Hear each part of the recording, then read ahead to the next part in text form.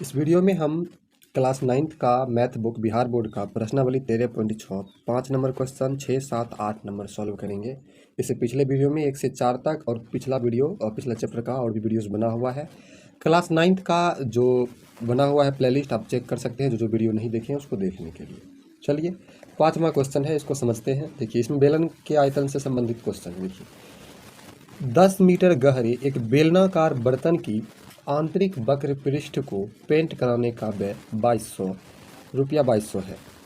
यदि पेंट कराने की दर ₹20 प्रति मीटर स्क्वायर है तो ज्ञात कीजिए बर्तन का आंतरिक वक्र पृष्ठीय क्षेत्रफल, आधार की त्रिज्या और बर्तन की धारिता।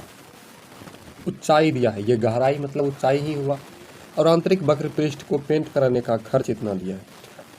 अब इसी में हमें क्षेत्रफल ज्ञात करना है। आपको समझना पड़ेगा कि 20 रुपया 1 मीटर स्क्वायर की दर से इतना खर्च होता है। चलिए सवाल लिखते हैं और सॉल्व करके समझते हैं।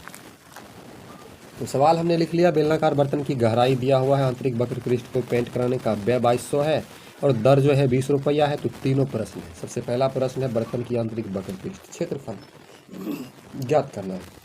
तो मान लेते हैं नंबर 1 का पहले सॉल्व करते हैं। देखिए कैसे मान लेते हैं, माना कि बर्तन का आंतरिक वक्र पृष्ठ क्षेत्रफल बराबर x मीटर स्क्वायर। मान लिए x मीटर स्क्वायर। अब x मीटर स्क्वायर क्यों माने समझना पड़ेगा, क्योंकि बोला है बर्तन का आंतरिक वक्र पृष्ठ को पेंट कराने का व्यय 2200 है और दर 20 रुपया है।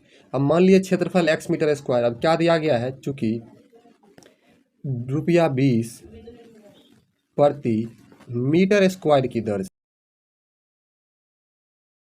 से पेंट कराने का व्यय 2200 है, अर्थात 20 रुपया जो है 20 रुपया 1 मीटर स्क्वायर में, मतलब 1 मीटर स्क्वायर में 20 रुपया लग रहा है। तो इसीलिए कितना मीटर स्क्वायर हम माने हैं, x मीटर स्क्वायर में, तो x गुना 20 बराबर कितना 2200। यहाँ पर आपको समझना पड़ेगा। देखिए 20 रुपया 1 मीटर स्क्वायर पेंट कराने का खर्च लगता है और हमें दिया है टोटल खर्च 2200। तो हम माने हैं x मीटर स्क्वायर, तो x मीटर स्क्वायर में 20 रुपया का दर से कितना खर्च होगा, तो 20 और x में गुना किया। x मीटर स्क्वायर क्षेत्रफल है और इस क्षेत्रफल को पेंट कराने का व्यय दे दिया है 2200, मतलब x गुना 20 बराबर 2200। समझ गए? नहीं समझे तो कमेंट बॉक्स में लिखिएगा या दोबारा देखिएगा। देखिए सबसे पहले माना कि बर्तन का आंतरिक वक्र पृष्ठ क्षेत्रफल बराबर x मीटर स्क्वायर। अब देखिए 20 रुपया प्रति मीटर स्क्वायर की दर से पेंट कराने का व्यय 2200 है, मतलब 1 मीटर स्क्वायर में कराने में 20 रुपया लगता है और जितना घर का क्षेत्रफल था ना, पूरे क्षेत्रफल में पेंट कराने का व्यय 2200 है।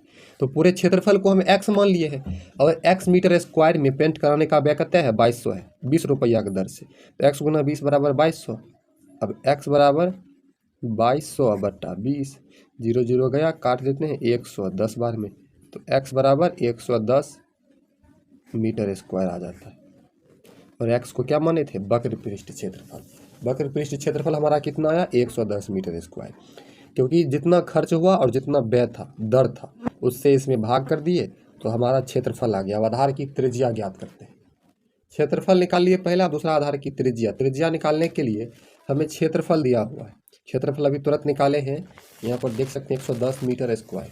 तो अब हम त्रिज्या निकाल लेते हैं, तो क्षेत्रफल का ही सूत्र लगा देते हैं। वक्र पृष्ठ क्षेत्रफल जो होता है बेलन का, वक्र पृष्ठ क्षेत्रफल 2πr/h होता है। ठीक है, तो 2πr/h होता है। क्षेत्रफल हमारा 110 मीटर स्क्वायर आया है, बराबर 2π का मान 22/7 और r हमें ज्ञात करना है।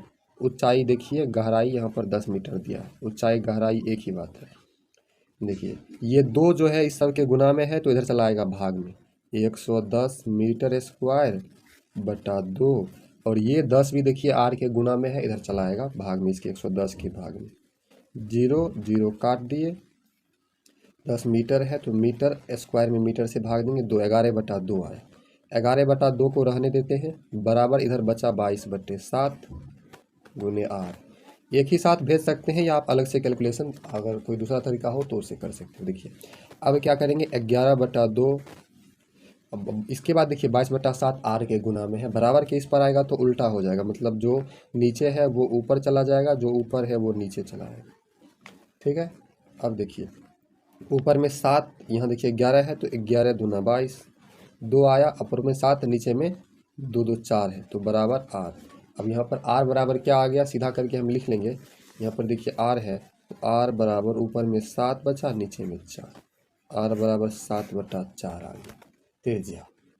तो ये मीटर में आ गया, 7 मीटर, मीटर लिख देते हैं इतना। अगर आप इस प्रकार से आंसर में नहीं मिलेगा तो इसको काट दीजिएगा 4 से 7 को, 4 इकाई 4, 4 उसके बाद दशमलव हो जाएगा, 4 7 28, 4 5 20, 1.7 मीटर, या 7/4 भी आंसर हो सकता है, 1.75 भी हो सकता है त्रिज्या। अब चलिए हमें ज्ञात करना है तीसरा नंबर में बर्तन की धारिता। धारिता मतलब आयतन। आयतन बराबर पाई आर स्क्वायर एच। पाई का मान 22/7, उसके बाद आर स्क्वायर, आर का मान 7/4 ही लेते हैं यहाँ से, 7/4, तो 7/4 सेंटीमीटर स्क्वायर है, तो 2 बार 7/4 सेंटीमीटर। और ऊंचाई जो गहराई है यहाँ देखिए 10 मीटर दिया हुआ है, तो 10 मीटर।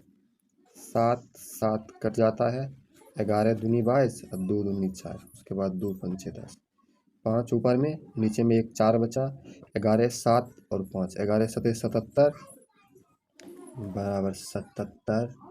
उसके बाद गुना में 5 बच जाता है और बटा में 4। सेंटीमीटर, सेंटीमीटर नहीं है मीटर है, तो मीटर गुना मीटर, मीटर स्क्वायर।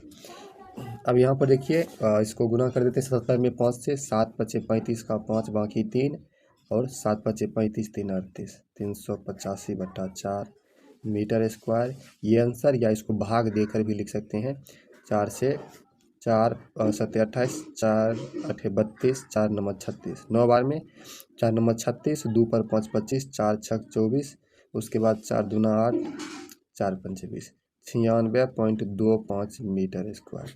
385/4 या 96.25 मीटर स्क्वायर इस प्रश्न का ये आयतन धारिता का ये आंसर है। तो ये हमारा 5वां सवाल था। वीडियो को लाइक करके सब्सक्राइब कर लीजिए। चलिए 6ठा सवाल जानते हैं। 6ठा सवाल हमारा है, ऊंचाई 1 मीटर वाले एक बेलनाकार बर्तन की धारिता 15.4 लीटर है। लीटर है, मीटर या सेंटीमीटर नहीं, लीटर है। इसको बनाने के लिए कितने वर्ग मीटर धातु की शीट की आवश्यकता होगी।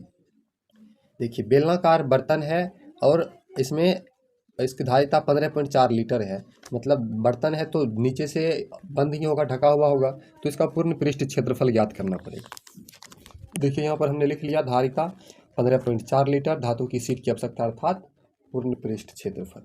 देखिए यहाँ धारिता लीटर में दिया है 15.4 लीटर, लेकिन ऊंचाई मीटर में है और पृष्ठ क्षेत्रफल मीटर में आने वाला है, तो धारिता को लीटर से मीटर में बदलने के लिए 15.4 को 1000 से भाग देते हैं।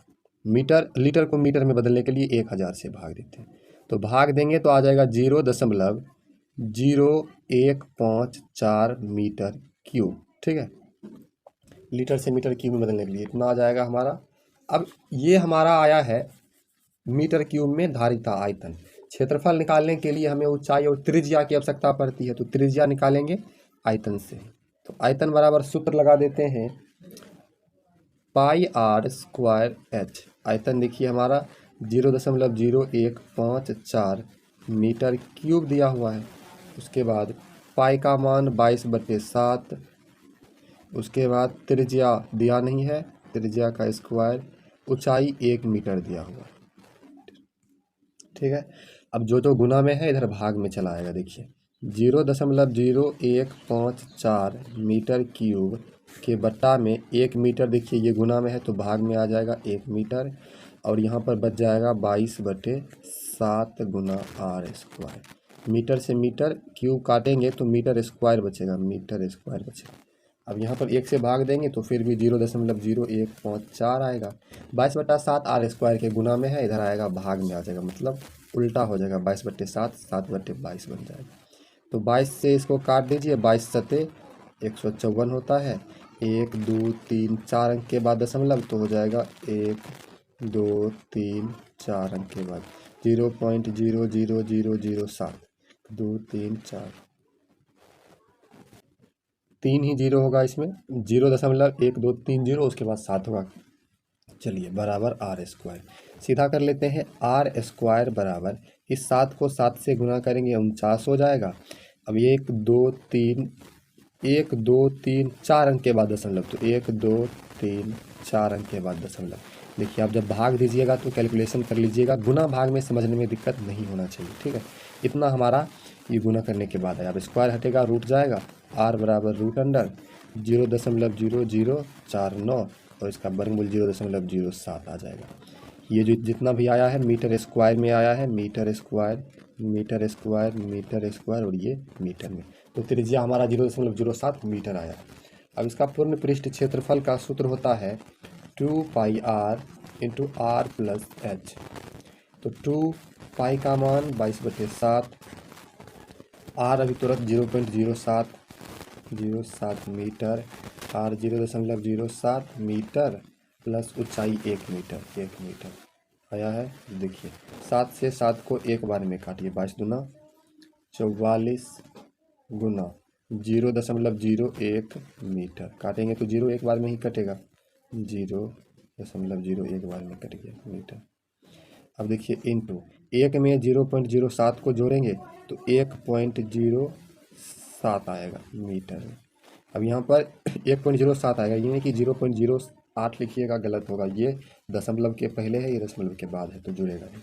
44 को 0.01 से गुना करेंगे तो 1 से गुना करेंगे तो इतना ही होगा, लेकिन 2 अंक के बाद दशमलव है तो दशमलव यहाँ आ जाएगा 0.44 मीटर का गुना 1.07 मीटर। अब दोनों को गुना कर देते हैं।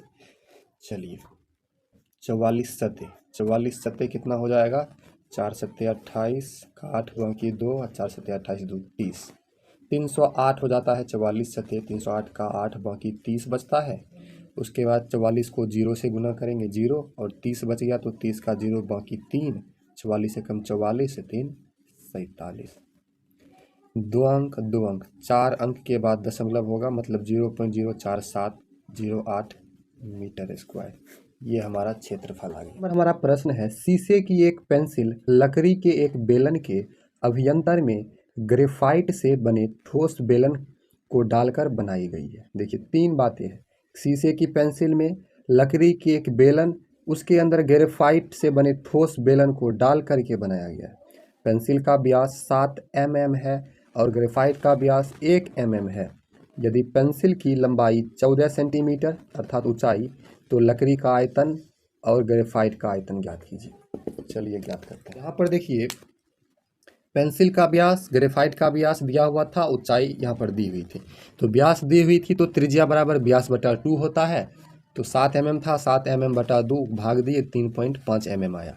और mm को हम सेंटीमीटर में चेंज कर लिए, तो मिलीमीटर mm को सेंटीमीटर में चेंज करने के लिए 10 से भाग देते हैं, 0.35 mm आ गया। ग्रेफाइट का व्यास 1 mm, त्रिज्या व्यास बटा 2 1 mm बटा 2, तो 1 में 2 से भाग दिए 0.5 mm आया। और इसको mm को सेंटीमीटर में चेंज करने के लिए 10 से भाग दिए 0.05 सेंटीमीटर। पेंसिल की लंबाई 14 सेंटीमीटर था।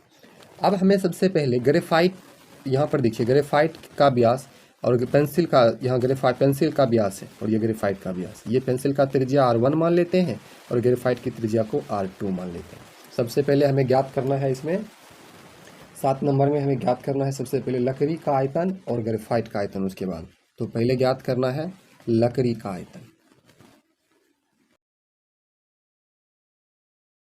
तो यहाँ पर देखिए लकड़ी का आयतन ज्ञात करने के लिए पेंसिल के आयतन में ग्रेफाइट के आयतन को घटाना पड़ेगा, क्योंकि जैसे कि ये बाहर से लकड़ी होगा, अंदर में पेंसिल और उसके अंदर ग्रेफाइट होगा।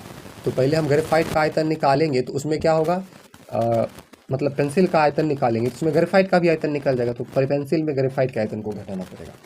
तो पेंसिल का आयतन पाई R1 माने हैं, R1 स्क्वायर H, घटाएंगे इसका पाई, इसका R2 माने है ग्रेफाइट का, तो R2 स्क्वायर H। दोनों में देखिए कॉमन क्या आ रहा है, पाई और H आ रहा है, तो इसको हम ले लेंगे पाई और H। बच गया R1 का स्क्वायर माइनस R2 का स्क्वायर, ठीक है। अब देखिए पाई का मान 22/7, उसके बाद H का मान 14 सेंटीमीटर।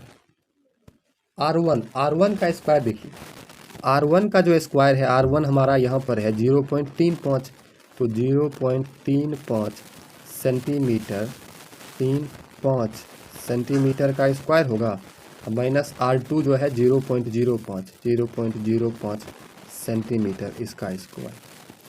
तो 7 से काट देंगे 2 बार में, 7 दूना 14, दूना 44 सेंटीमीटर ब्रैकेट 0.35 का स्क्वायर करेंगे तो हमारा आएगा 0.1225 सेंटीमीटर स्क्वायर। 0.05 का स्क्वायर करेंगे तो हमारा आ जाएगा 25, उसके बाद 0 कितना आएगा 0.0025 सेंटीमीटर स्क्वायर। ठीक है, अब देखिए 44 सेंटीमीटर गुने, इसमें से इसको घटा देंगे तो हमारा आ जाएगा 0.5 से 5 को घटाएंगे 0, 2 से 2 को घटाएंगे 0, ये 2 और 1, इतना आ जाएगा सेंटीमीटर स्क्वायर में। अब यहाँ यहाँ पर 2 जीरो है, उतना जीरो का तो कोई वैल्यू ही नहीं पॉइंट के बाद। 44 को 0 से गुना करेंगे फिर 0, 44 दूना 88, बाकी 8, उसके बाद 44 से कम 44, 8 52, कितना 4 अंक, 2 2 4 अंक के बाद दशमलव दिए सेंटीमीटर स्क्वायर, तो हमारा इसको हम 5.28 सेंटीमीटर स्क्वायर लिख सकते हैं, क्योंकि दशमलव के बाद जीरो का कोई वैल्यू नहीं होता। ये हमारा आंसर। ये तो हमारा सिर्फ आया किसका, लकड़ी का आयतन आया।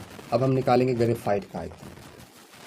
तो ग्रेफाइट यहाँ पर देख लीजिए, ग्रेफाइट का व्यास दिया है डी बराबर त्रिज्या यहाँ पर 0.05 निकाले हुए हैं, तो दूसरा नंबर में ग्रेफाइट का आयतन, ग्रेफाइट का आयतन। तो ग्रेफाइट का आयतन सूत्र पाई आर स्क्वायर एच, पाई का मान 22/7, R2 माने हैं तो R2 हमारा 0.05 है, 0.05 गुना 0.05 सेंटीमीटर है, सेंटीमीटर। और ऊंचाई यहाँ पर देखिए 14 सेंटीमीटर। यहाँ पर देखिए 7 से काट दीजिए 2 बार में, उसके बाद 22 और यहाँ पर 0.05, यहाँ पर 0.05 है, तो 22 गुना कर लेते हैं। 22 गुना 0.05 को 0.05 से गुना करेंगे तो 0.0025 सेंटीमीटर स्क्वायर और गुना 2।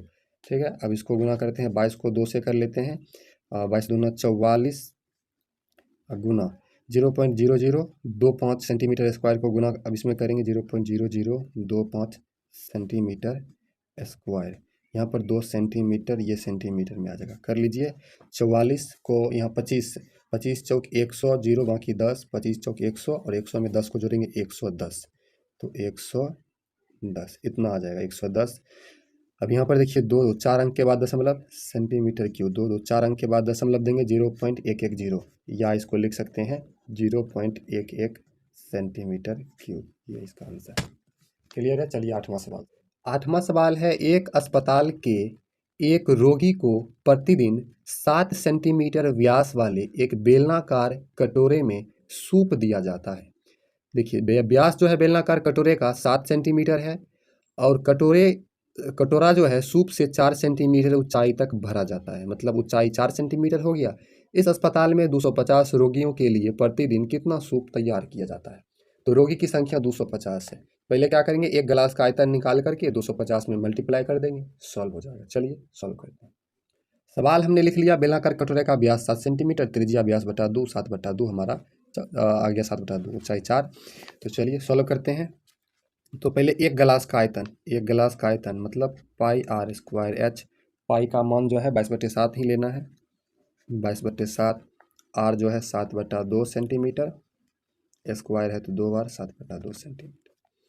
एच यहाँ पर 4 सेंटीमीटर, 7 कट जाता है, 2 से दूना 4 और 2 से 2 कट गया, ऊपर में 22 और 7 बचा, 22 सत्ते 7 दूना 14, 1 15, 154 सेंटीमीटर क्यूब। मतलब इतना एक गिलास में इतना सेंटीमीटर क्यूब जो है आता है, प्रतिदिन सूप आता है।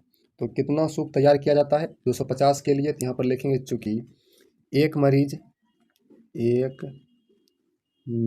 के लिए कितना 1 गुना 154 सेंटीमीटर क्यूब सूप तैयार किया जाता है।